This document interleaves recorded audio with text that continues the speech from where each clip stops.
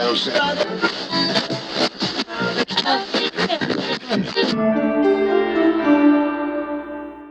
we are back, folks, here on the Sports Talk Nation. Michael Cohen here with you, as promised, continuing our discussion here on training camp previews. And let's talk about the New York Giants. In fact, we're going to discuss in this video, as you can see by the title, again, top 5 keys. The top 5 keys, storylines of training camp as it now kicks off for Big Blue here in 2021. And for the Giants, coming off of a season where they went 6-10, yes, they had a chance at the NFC East towards the tail end of the year in the division. It was horrible last year, but a team that played a lot of close games in 2020, lost a lot of close games in 2020, and now the expectations are much higher for the Giants than they have been in several years. Let's discuss it.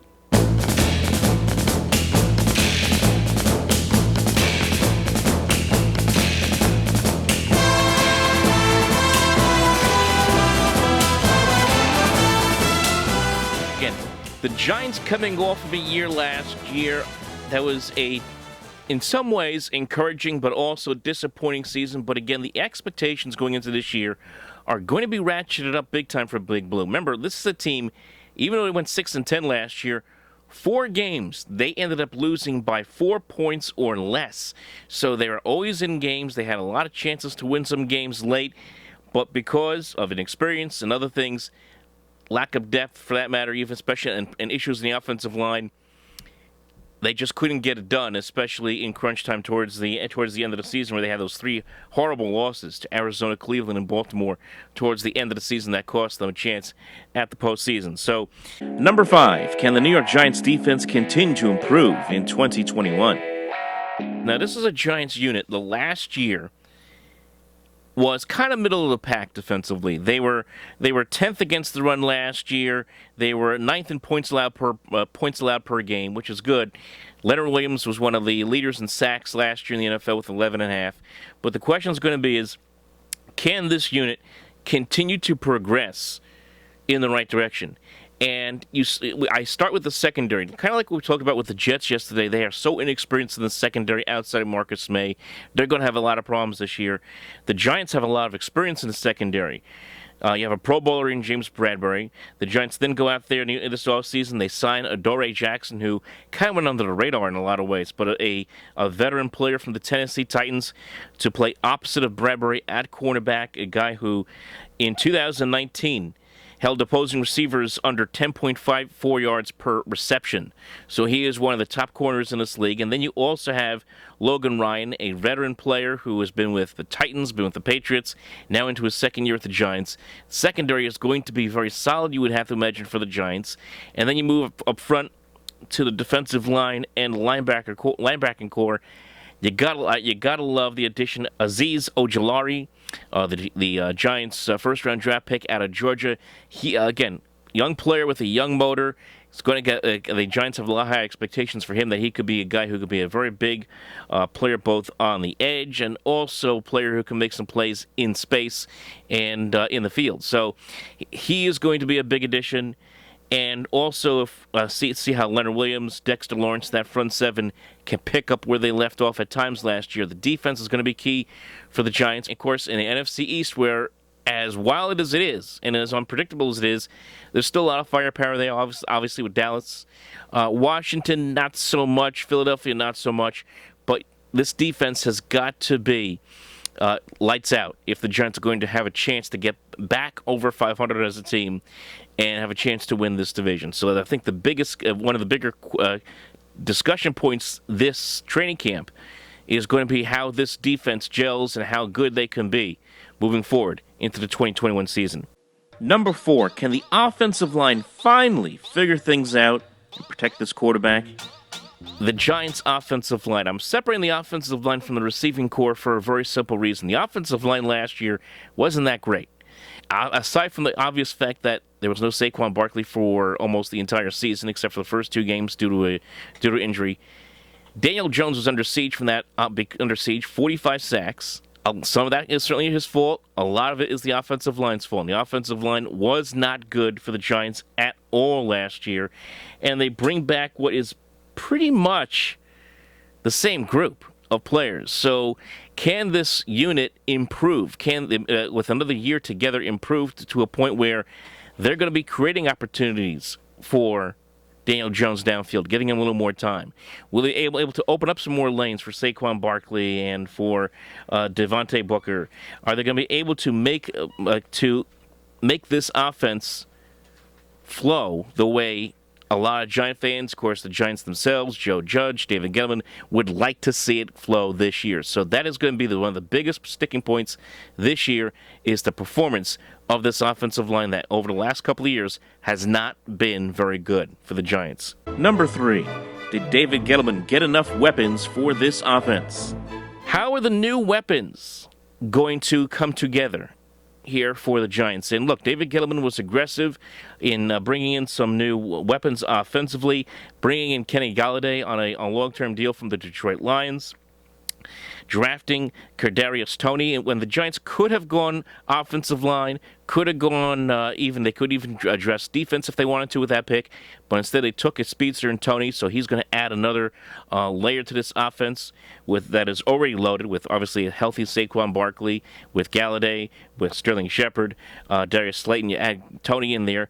A lot of offensive firepower, and then also don't forget about Kyle Rudolph, the tight end, formerly the Minnesota Vikings. 40 of his 48 touchdowns were inside the red zone, and considering that Evan Ingram has had the case of the drops over the years, this could be the guy who's going to end up supplanting him at tight end. So, very aggressive for the Giants in the offseason to augment their receiving core and give Daniel Jones a lot more weapons, because it's all leading up to what will be my number 1 point. We're going to discuss that in just a little bit.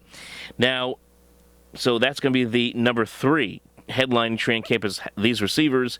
What are they going to look like, and how are they going to gel with the quarterback? How are they going to gel with this offense? And can this Giant team be an explosive offensive team here this year in 2021? Number 2, is Saquon Barkley fully healthy, and what kind of impact will he have this year?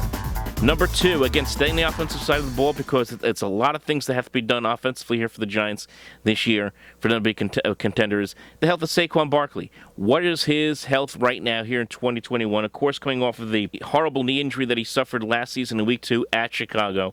Right now is beginning the preseason on the physically unable to perform list. This is a player who, as we all know, a couple of years ago, in 2018, his first year was a breakout star, right? Over 1,300 yards rushing. The last couple of years, we have seen the decline. We saw the decline in 2019, and of course, last year you can write it off with the injury. What kind of player will Saquon Barkley be here in 2021? This is a dynamic player when healthy, coming out of the backfield. He can, of course, we all know he can do running the football. We all know he is also a very good pass catcher, a receiver. You can swing him out and make plays. His health is going to be key for the Giants, and especially for the quarterback. They need a healthy Saquon Barkley. If they're going to do anything this year, they need Saquon Barkley to be healthy throughout the course of this year and get back to where he was just a couple years ago. That is a huge, huge key to the success in training camp of the New York Giants. And that, of course, all leads to our number 1 key and headline maker for training camp is Daniel Jones the real deal? We're about to find out. Well, kind of like the Jets, we talked about progress of the quarterback. Well, it's going to be progress of the quarterback here at the Giants. It always is. And that, of course, with Daniel Jones. Daniel Jones is a conundrum. He really is. He has a big arm. He makes some big throws. He also makes a lot of throws to make you scratch your head. Where is this guy going to be? This is year 3, and it's a lot of ways. It's a lot where the Jets were with Sam Darnold last year in year 3. The Jets didn't feel that they were getting a lot out of Sam Darnold in year 3. Of course, Adam Gase was a big part of that, and they decided to move on, draft Zach Wilson, which we're still waiting for that matter for him to sign a contract. Still, and that's another story. But the Giants find themselves in a similar position, because if Daniel Jones does not have a good year this year, or the Giants don't have a good year this year, they're most likely going to be looking at the draft or looking to change their quarterback for moving forward in 2022 and beyond. So this is a big year for him. He has been like I said, frustrating to watch at times over the first couple of years. He has ability. We just haven't seen it really kick into high gear. I'm sure no one wants to see him, stumble and fumble on his face again like he did in Philadelphia last season. But a lot of things have to work out for him. The offensive line that I talked about has to be great this year. Saquon Barkley has to be healthy this year. And the receiving core, we'll see if that's enough. He has all weapons now, and that's really the biggest storyline for the Giants is as a team. Even though it's not my top 5. There's no more excuses for the Giants. It's been a long time since the Giants have been a contender. It's been a long time since they've had a winning season. And you're in an NFC East that isn't very good. A lot of people like Washington. I know Washington has a great defense. Their quarterback is Ryan Fitzpatrick. You're only going to get so much out of that. The Cowboys, you never know what you're going to get out of the Cowboys one year to the next. And the Eagles are kind of in a rebuild. Maybe, maybe not. We'll see what happens there with Jalen Hurts and the new coaching staff. So if you're the Giants, you're going into the season thinking, we got a chance to compete for the division title. And I'm not sitting here saying, let's go 7-10 and win the division. I'm saying, get the 10 wins and see if you can win the division that way. Win it straight up with a winning record. That's where the Giants find themselves. So there's going to be a lot of pressure on this entire team. There's going to be some pressure on Joe Judge, who I thought did a nice job last year as the head coach of this team. Brought some accountability to the sideline that hadn't been seen for a while, certainly since Tom Coughlin left. So there will be a lot of pressure on the Giants this year from the jump, and that will be another big headline throughout the year, throughout the training camp, and going into the regular season is how did the Giants handle the pressure of being a team that is expected to be pretty good here in 2021. So, folks, that's our discussion. Again, 5 points, 5 headlines here for the Giants going into training camp here in 2021. Remember, for more content, like and subscribe here to the Sports Talk Nation here on YouTube. Follow us on social media at OpenMicNJ on Twitter and Facebook.com/OpenMicProgram. We'll talk to you next time.